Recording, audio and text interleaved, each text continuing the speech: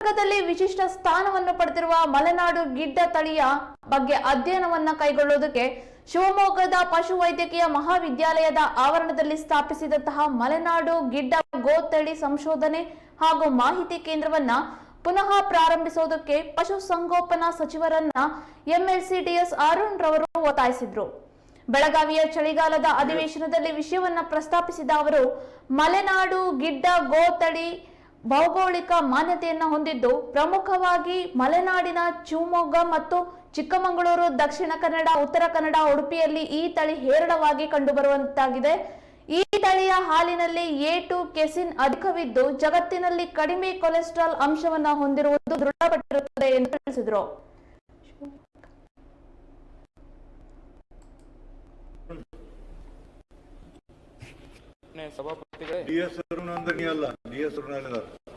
ಅರುಣ್ ಧನ್ಯವಾದಗಳು ಮಾನ್ಯ ಸಭಾಪತಿಗಳೇ.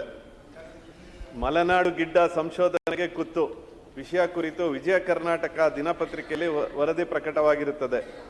ಮಲೆನಾಡು ಗಿಡ್ಡ ಗೋವು ತಳಿ ಭೌಗೋಳಿಕ ಮಾನ್ಯತೆ ಹೊಂದಿದ್ದು, ಪ್ರಮುಖವಾಗಿ ಮಲೆನಾಡಿನ ಶಿವಮೊಗ್ಗ, ಚಿಕ್ಕಮಗಳೂರು, ದಕ್ಷಿಣ ಕನ್ನಡ, ಉತ್ತರ ಕನ್ನಡ, ಉಡುಪಿಯಲ್ಲಿ ಈ ತಳಿ ಹೇರಳವಾಗಿ ಕಂಡುಬರುವಂತದ್ದಾಗಿದೆ. ಈ ತಳಿಯ ಹಾಲಿನಲ್ಲಿ A2 ಕೆಸಿನ್ ಅಧಿಕವಿದ್ದು, ಜಗತ್ತಿನಲ್ಲೇ ಕಡಿಮೆ ಕೊಲೆಸ್ಟ್ರಾಲ್ ಅಂಶ ಹೊಂದಿರುವುದು ದೃಢಪಟ್ಟಿರುತ್ತದೆ. ಮಲೆನಾಡು ಗಿಡ್ಡ ತಳಿಯ ಹಾಲು ಮತ್ತು ಅದರ ಉತ್ಪನ್ನಗಳಿಗೆ ಹೆಚ್ಚಿನ ಬೇಡಿಕೆ ಇದ್ದು, ಹಾಲಿನಲ್ಲಿರುವ ಔಷಧೀಯ ಗುಣದ ಬಗ್ಗೆ ಹಾಗೂ ರೋಗ ನಿರೋಧಕ ಶಕ್ತಿಯ ಬಗ್ಗೆ ಹೆಚ್ಚಿನ ಅಧ್ಯಯನವನ್ನ ನಡೆಸುವುದಕ್ಕೆ ಮಲೆನಾಡು ಗಿಡ್ಡ ತಳಿ ಸಂಶೋಧನೆಗೆ ಅನುಕೂಲವಾಗುವಂತೆ ಮಾಹಿತಿ ಕೇಂದ್ರವನ್ನ ಪುನರಾರಂಭಿಸಬೇಕು.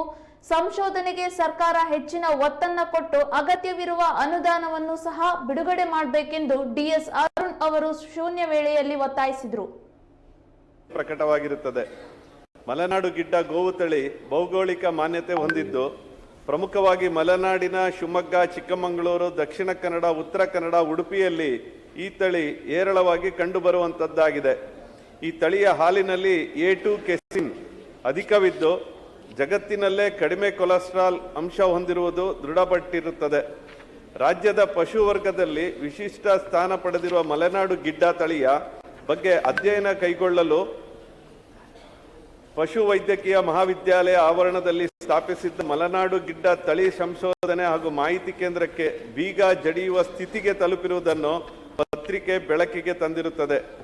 BS ಯಡಿಯೂರಪ್ಪ ಅವರು ಮುಖ್ಯಮಂತ್ರಿ ಆಗಿದ್ದಾಗ ಶಿವಮೊಗ್ಗದ ಪಶುವೈದ್ಯಕೀಯ ಮಹಾವಿದ್ಯಾಲಯದಲ್ಲಿ ಮಲೆನಾಡು ಗಿಡ್ಡ ತಳಿ ಸಂಶೋಧನೆ ಹಾಗೂ ಮಾಹಿತಿ ಕೇಂದ್ರ ಸ್ಥಾಪಿಸಲಾಗಿದ್ದು, ಪ್ರಸ್ತುತ ಈ ಕೇಂದ್ರವು ಯಾವುದೇ ಸವಲತ್ತು ಹಾಗೂ ಸಿಬ್ಬಂದಿಗಳನ್ನು ಹೊಂದಿಲ್ಲದೆ ಯಾರಿಗೂ ಬೇಡವಾದ ಕೂಸಾಗಿರುತ್ತದೆ. ಮಲೆನಾಡು ಗಿಡ್ಡ ತಳಿಯ ಹಾಲು ಮತ್ತು ಅದರ ಉತ್ಪನ್ನಗಳಿಗೆ ಬೇಡಿಕೆ ಇದ್ದು, ಹಾಲಿನಲ್ಲಿರುವ ಔಷಧೀಯ ಗುಣದ ಬಗ್ಗೆ ಹಾಗೂ ಅತಿ ಹೆಚ್ಚು ರೋಗ ನಿರೋಧಕ ಶಕ್ತಿಯ ಬಗ್ಗೆ ಹೆಚ್ಚಿನ ಅಧ್ಯಯನ ನಡೆಸುವ ಸಲುವಾಗಿ ಮಲೆನಾಡು ಗಿಡ್ಡ ತಳಿ ಸಂಶೋಧನೆಗೆ ಅನುಕೂಲವಾಗುವಂತೆ ಮಾಹಿತಿ ಕೇಂದ್ರವನ್ನು ಪುನರಾರಂಭಿಸಬೇಕು.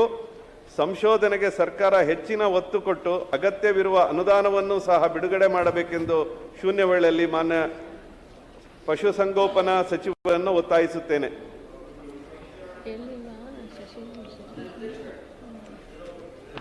ಒಂದು ನಿಮಿಷ